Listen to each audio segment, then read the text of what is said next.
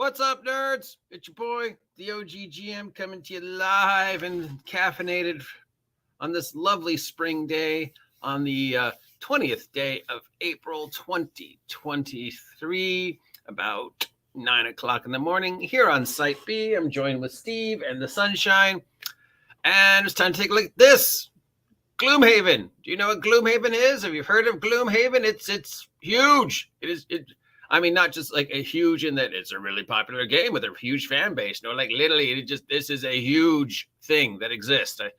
If you've never seen a Gloomhaven box or the Gloomhaven setup, it's I don't even know what I could compare it to.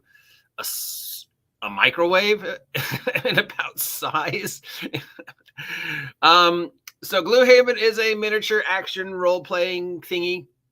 Not quite a role-playing game, not quite a miniature game. It's sort of that weird in-between space. It's not fully an RPG, but there's RPG elements. It's not fully a board game, but there's board game elements. It's not fully a strategy tactical game like Warhammer or something, but there are elements. It is got its fan base, and amongst its fan base is very popular. I'd heard about Gloomhaven for a while, and I knew it had lots of figures, like Warhammer army level of figures. That was its big selling point, that it was a fun, interesting game that took ideas like Talisman or, whatever, and sort of just extrapolated on them to the most optimum point that they could. But I'd never had a chance to play it. And I've played some big board games. I've played Arkham Asylum with all the expansions. I've played Betrayal on the House of Haunted Hill. I've played Pandemic with all the expansions. I've played Talisman with all the expansions. So I'm familiar with board games that take up a lot of space. Gloomhaven puts those to shame. It's like Gloomhaven heard, hey, this game comes with a lot of props and figures, and Gloomhaven was like, hold on, let me just finish this beer. Now let me show you what it really means. So yes, well, it was inevitable that a full-on Gloomhaven role-playing game would have inevitably be made, So they're making one, and it should start kickstarting in a couple days, June. And it's already guaranteed to break the $1 million Kickstart club. Over 30,000 people have already signed up just to follow it, and it's going to come with figures. Well, obviously, it's Gloomhaven. It should come with figures. A lot of figures. Apparently, a lot of figures. So here's the Kickstarter. This is like completely different than any other Kickstart page I've ever seen. So already we know they have put a lot of time and effort into it. Or the Kickstarters are like, yeah, we're going to give these guys a little extra special love because we know they'll make us a lot of money.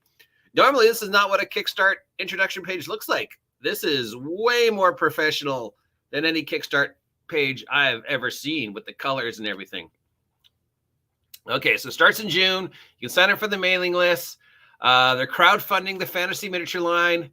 2D cardboard, standees, and tokens. Gloomhaven, the role-playing game. Takes place in the world of Gloomhaven. Robust skill system. Combat.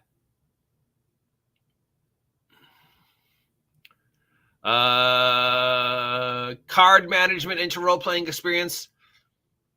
So it's a card-based RPG.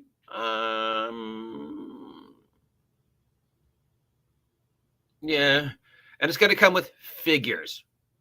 Lots and lots of figures. Apparently, it's going to come with 700 figures. 600 to 700 figures. Does that mean all 600 figures are going to be in the box, or does that mean it's going to come with 200 figures in the box, and then the additional 600 will be expansion figures to what comes with the box?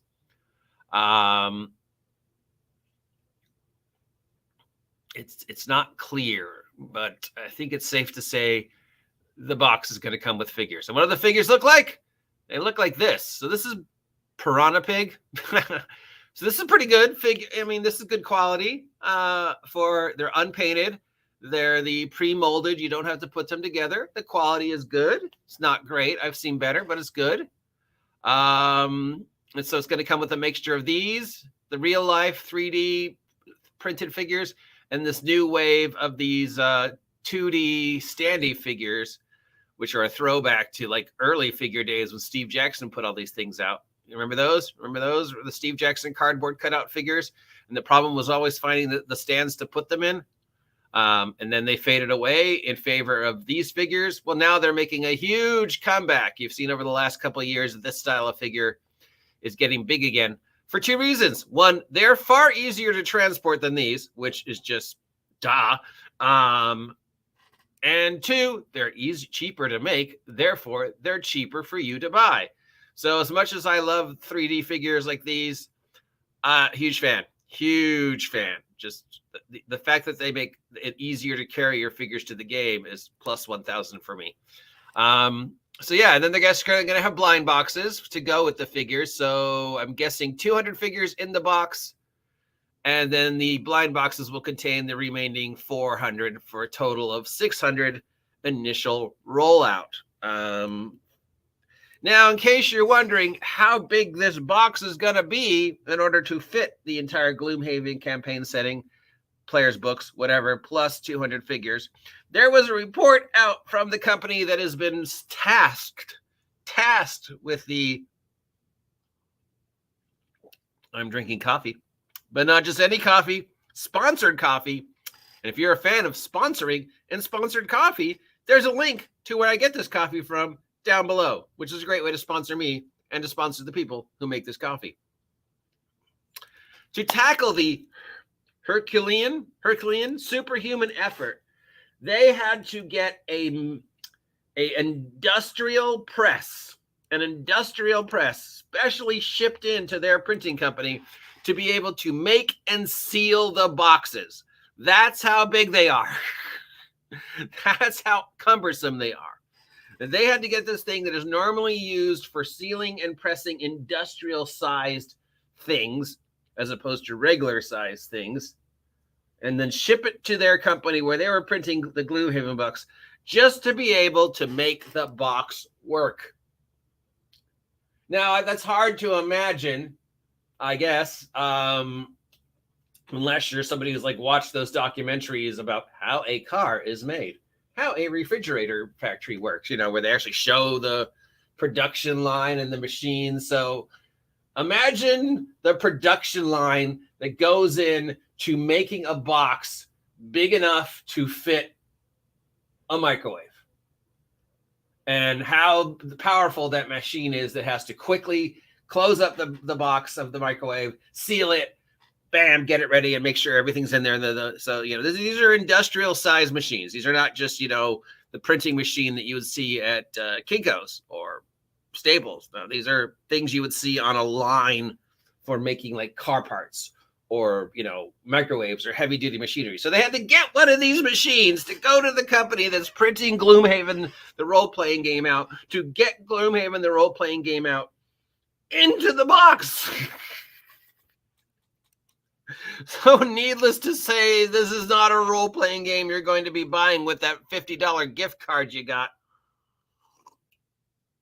to Target, Veruca. Oh no, this is going to be a heavy investment.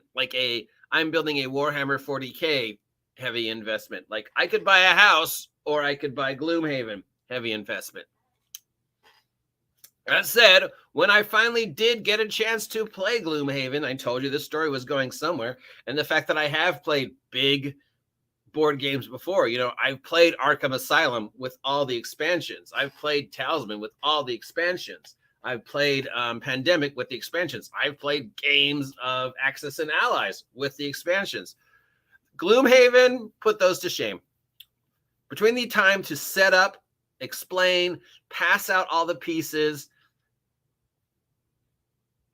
and then cleaning up after we were done playing the actual game, I think there was more time with setup and takedown than there was actual play. Actual play was like an hour and a half, 2 hours. Setting the thing up was at least an hour. At some point, it's just too much. I mean, I'm sure the figures will be fun and great, and it'll have its fan base, and there's people who love Gloomhaven because it is a lifetime investment, It's like having a child or a Warhammer army. But yeah, how do you transport that if you're going to your game at your friend's house and, you know, the game box is the size of a small refrigerator? I don't know.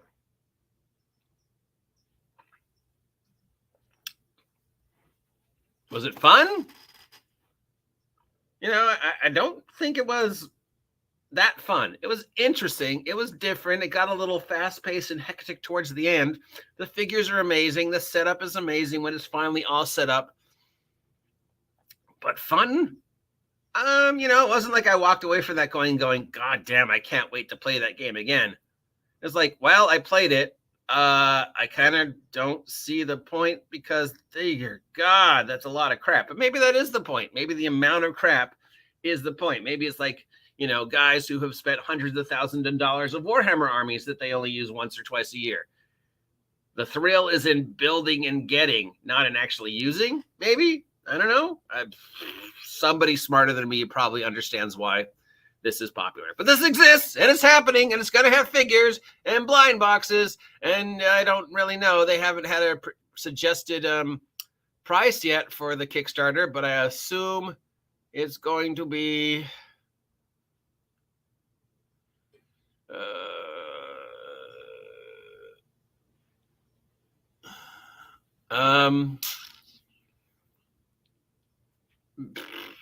Whoa.